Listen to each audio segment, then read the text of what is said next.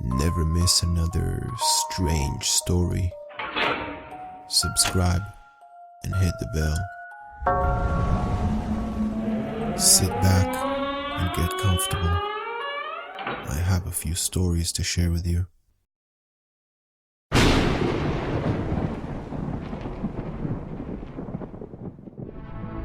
I hate my hair.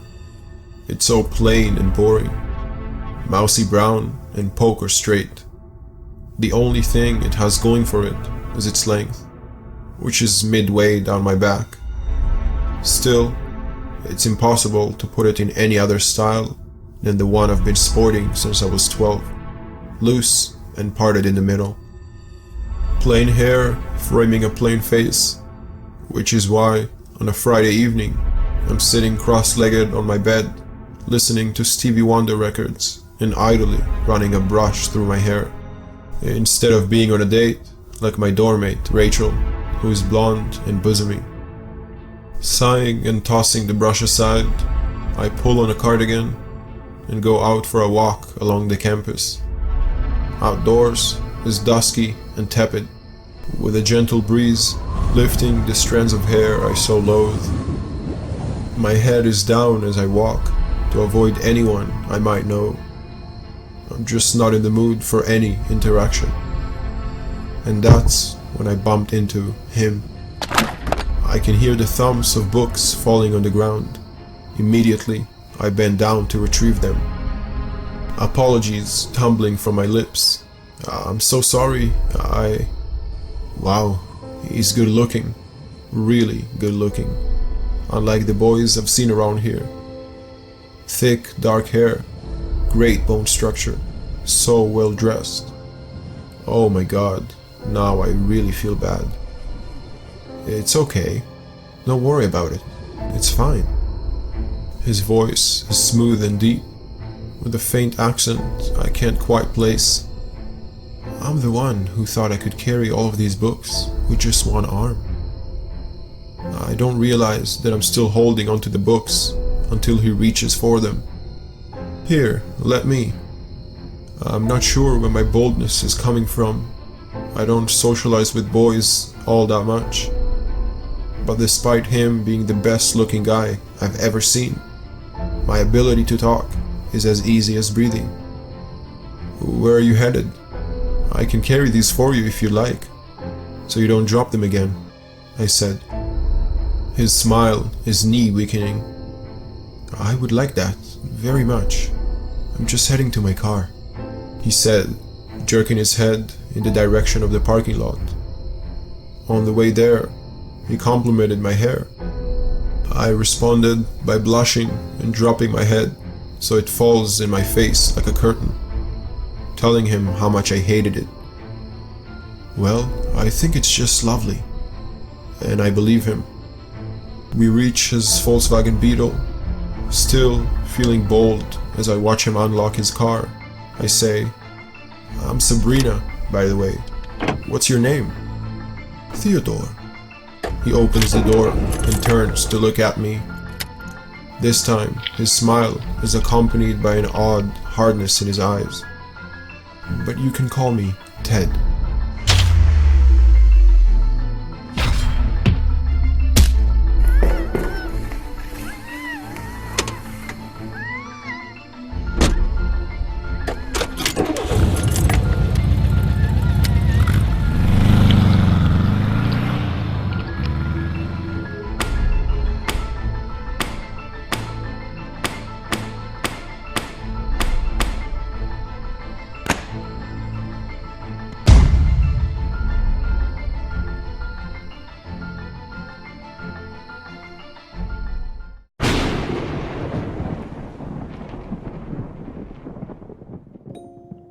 Good deeds really don't go unpunished, huh?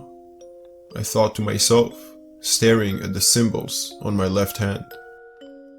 All I did was help an elderly woman carry her baggage to her car.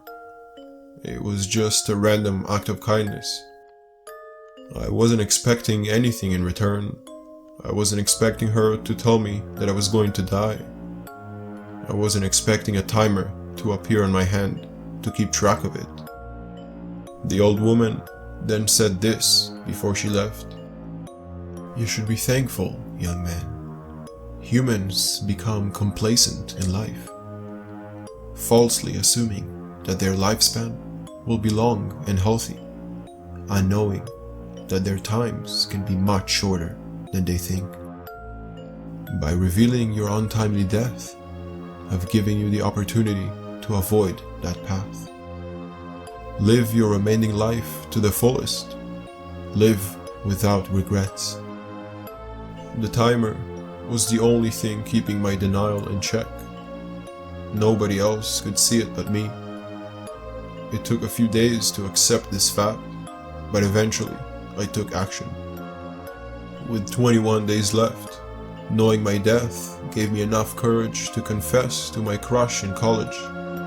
I was unceremoniously rejected. In hindsight, I guess being rejected was the better option than being in a couple for just a few weeks.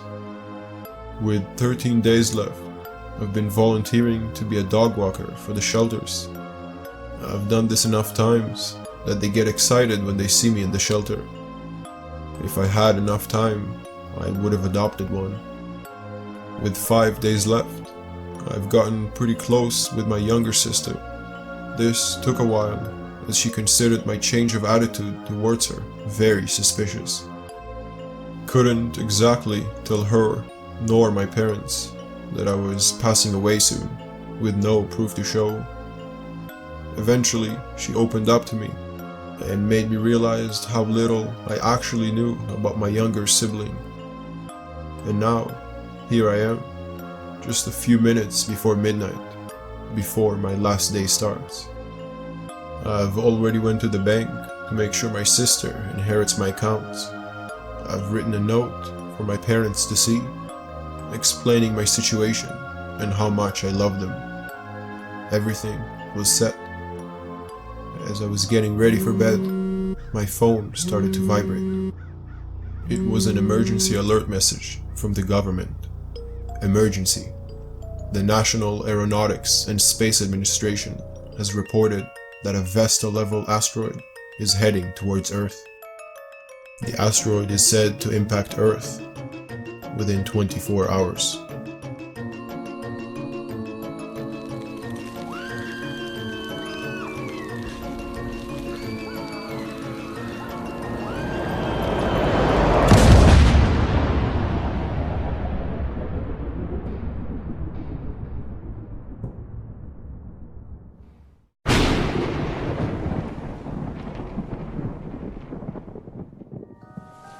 It was raining, I think it was, or maybe my face was soaked from my own unrelenting tears. There were a few people present at my father's funeral. He wasn't well liked, but he always tried to please others. I was just there for closure. He made me miserable. Sighing heavily as the last clumps of dirt were packed atop his grave, I lowered my head and touched the headstone, leaning down to say goodbye again, to voice how I will never forgive him for all the emotional abuse. Searing, pulsating pain on the right side of my head. Then, darkness. I'm in a cramped place. I can barely move. What the? There's someone here. I dig through my pocket to use my phone to see where I am. It makes no sense. I look around and scream. I'm in the casket. Atop my father. Then, movement. Light goes on. The fabric on the lid seems to glow. My heart is thudding in my head. Panic grips my entire body. I move the fabric aside to see a screen. I gingerly touch it as clicking and motorized sounds from all around me fill the small space. I fell, like falling off the edge of a mattress on the ground. My father's body is gone. The screen flickers as my father's face comes into focus. My dear Ava, my body has been shattered by this disease, but I've been offered another chance. But, it comes with a price. Blood for blood. I made a deal with the devil. You were destined to do many good things. Your spirit is pure. The devil offered my life in exchange for yours. My eyes widen in terror. You won't be dragged to hell, no, but you will live out the short remainder of your time in this casket. As long as the oxygen lasts. Maybe that is of small comfort. I screamed and pounded the lid in panic, fully knowing that it was pointless. That bastard. This can't be real, I thought. The body wasn't mine, but a fake made to be a placeholder, so that suspicion do not arise. You deciding to have a funeral with a closed casket did help to avoid any questions. I sobbed, I screamed. Then I remembered my phone. I tried to call my fiancée, who went to wait in the car. No signal. I do feel badly, Ava dear, that this is the only way. As a precaution, a signal jammer has been concealed in the hardware outside the casket, and my vision blurred. My chest felt tight. Slamming the screen with his vile face made his voice shudder when the device turned off. Darkness. Silently, I cry, knowing no one will find me. Despair. I sob quietly as the air feels thicker. I gasp until the sweetness of oxygen becomes less and less. And then I just feel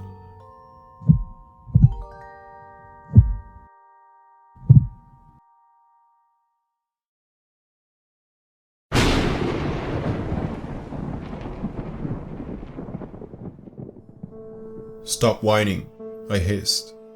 "You're going to do whatever it takes to repay Miss Clover for the damage you caused." He'd thrown, or kicked, or batted a baseball through her front window pane, obliterating framed photographs, piano keys, candlesticks, and tiny crystal animals. Thousands of dollars of damage. It was just his latest calamity. I gave the doorbell another poke. "What will she make me do though?" whined James. "Clean up the mess you caused, for starters.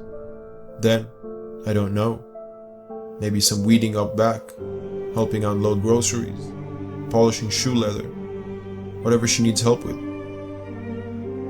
Finally, Miss Clover's silhouette peered through the frosted glass of the front door.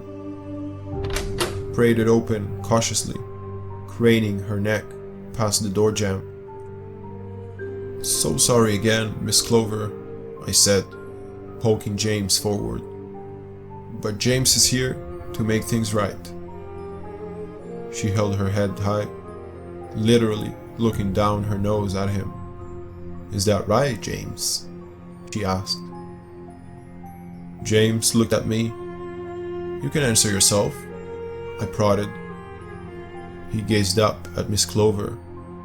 "Yes, ma'am."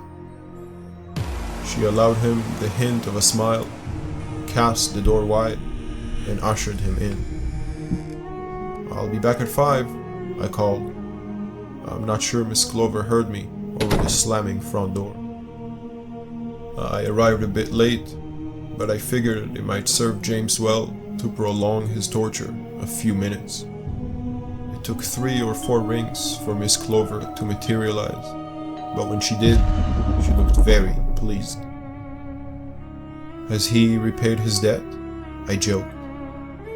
"Oh," she sighed. "There's still work to be done, but James was very helpful."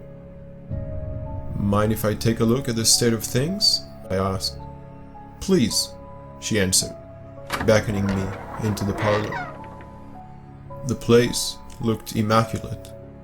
All the crystal creatures had been swept up, pictures framed, candlesticks replaced.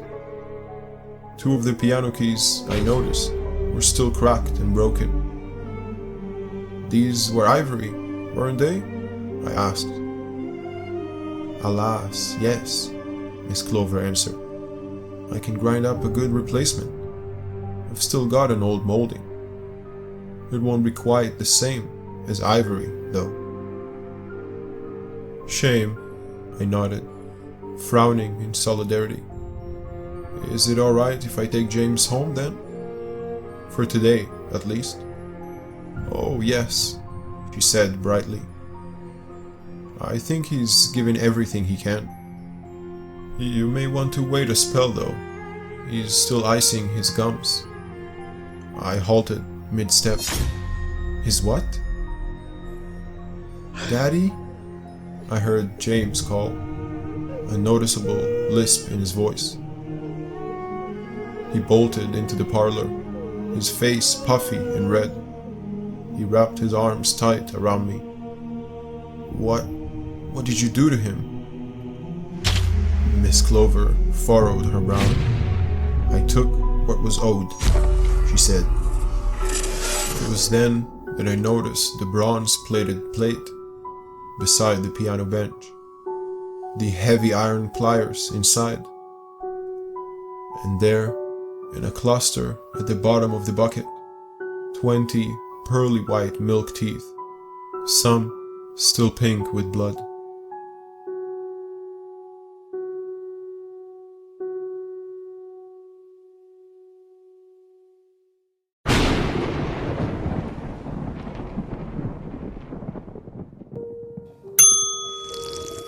I sipped my white wine and waited for the next speed date. These short, sweet, and simple interactions were just what I needed after finally getting rid of my god-awful nightmare of a husband once and for all. There were plenty of better fish in the... Wait, here swims one now.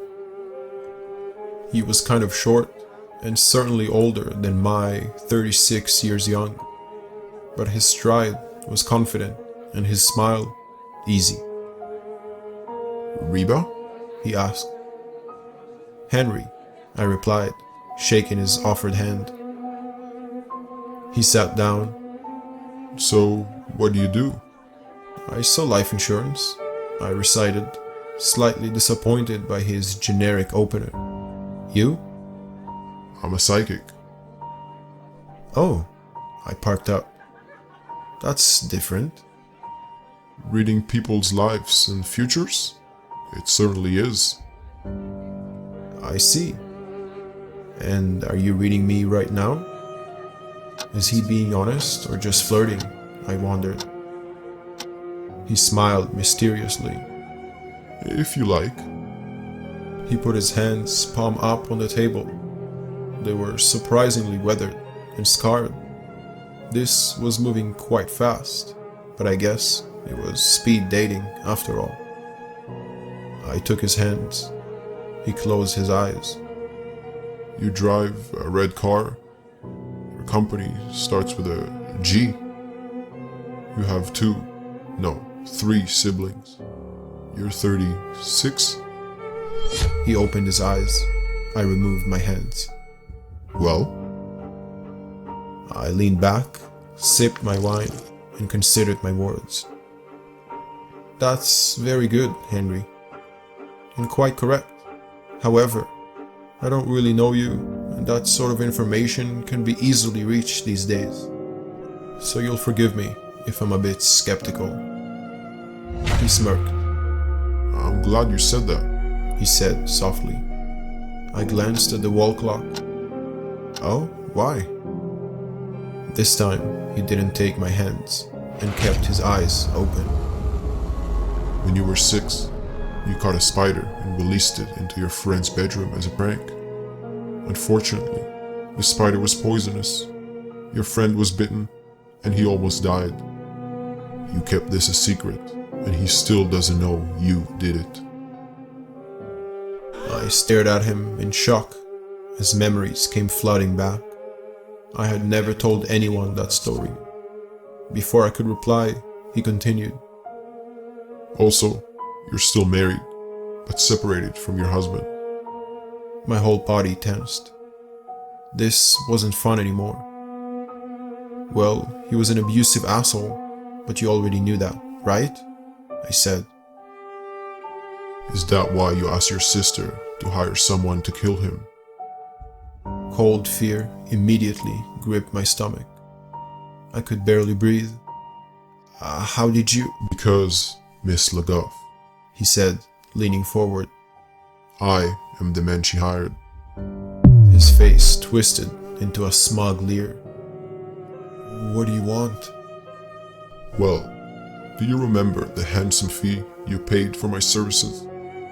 After meeting your husband, a fascinating man with many amusing stories, he offered me double that amount to kill you.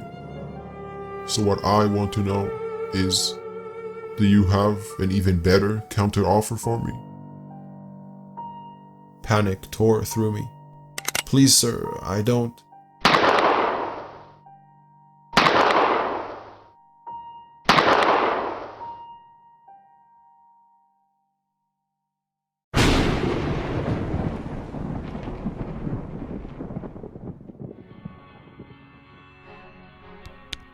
What are you afraid of?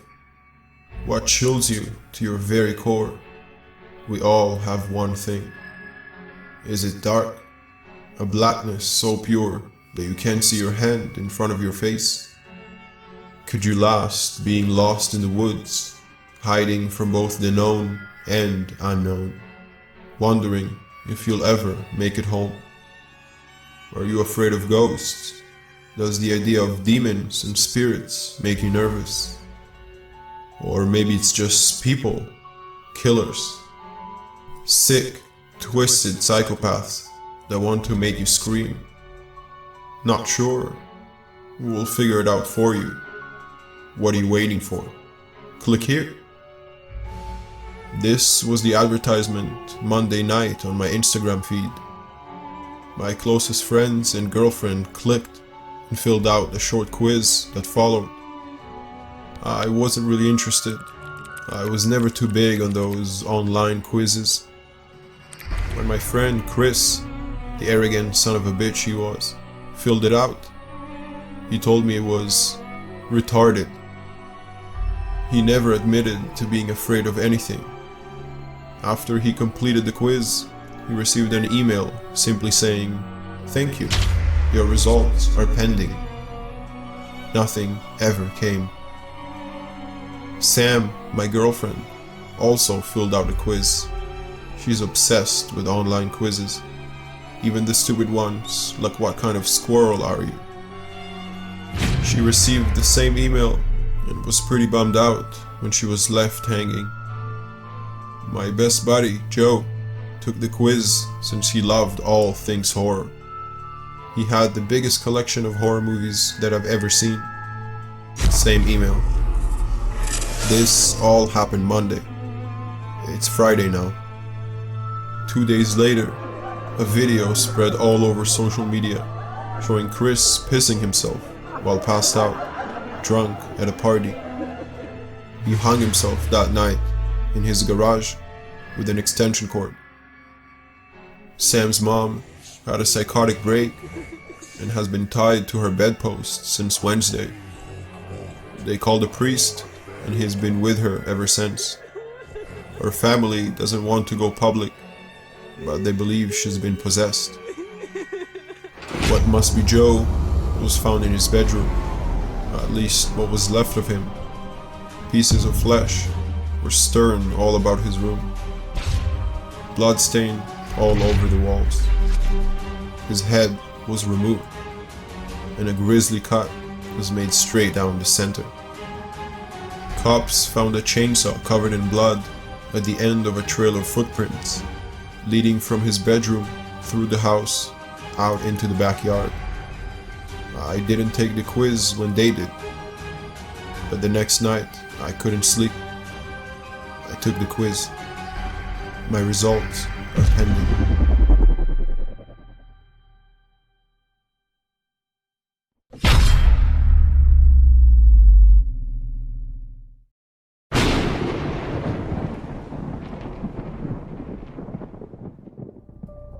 The bar was closed, and Morris hadn't had a bite all night. Maybe he was getting picky, or maybe the city was just running dry for an old fox like him. All the pretty and dumb girls hunted to extinction. No, there were always others. He pulled out his phone, perhaps to prove it to himself. There were more bars, after all. Secret places that stayed open all night. He just needed a ride. The first and only ride offered made his heart go pitter-patter. Amanda, He said out loud, chewing each syllable like a last meal. No stars, no history. A little lamp, all alone on a Tuesday night. She was there in 2 minutes, driving a little green Japanese thing and waving through a tinted window. Morris helped himself, diving into the passenger seat. lovely night, isn't it, Amanda? The girl frowned, her eyes dancing over so slightly in her skull. I think you're supposed to be in the back seat. No, I get sick in the back. She was small and maybe a little plump for his taste, but the face was good. The face was just his type. Okay, she said. Should be there in 5 minutes. Take your time, Said Morris. The car was cramped, but it would do. Spacious enough for what he needed. First night? The girl considered the question. Just new to this app, Oh, of course. said Morris with a laugh. What color are your eyes, Amanda? They're quite striking. The girl flinched, unconsciously turning her head away. You think so? I do, Said Morris. and I meet a lot of girls, but hardly with any eyes like that. But some? Now Morris flinched, more out of surprise than anything. One or two. The girl nodded. My sister has eyes just like me. I wouldn't mind meeting her, then. I bet she's just as pretty as... Morris looked out the window. He hadn't been paying attention to the road, only Amanda. I think you're going the wrong way. They pulled to a stop outside of an abandoned warehouse. You've already met my sister, said the girl, killing the engine. I don't think you've met the rest of my family, though. 5 men came out of the warehouse, followed by 2 women. The men carried baseball bats and big, heavy wrenches. The women looked just like Amanda, an older version and a slightly younger version, both with those same striking eyes. Wasn't sure which app you used, so I signed up for all of them, said the girl. You know, I could have killed her. Said Morris, voice raising as the panic slowly crept in. I didn't, though. The man reached the car, yanking open the passenger side door.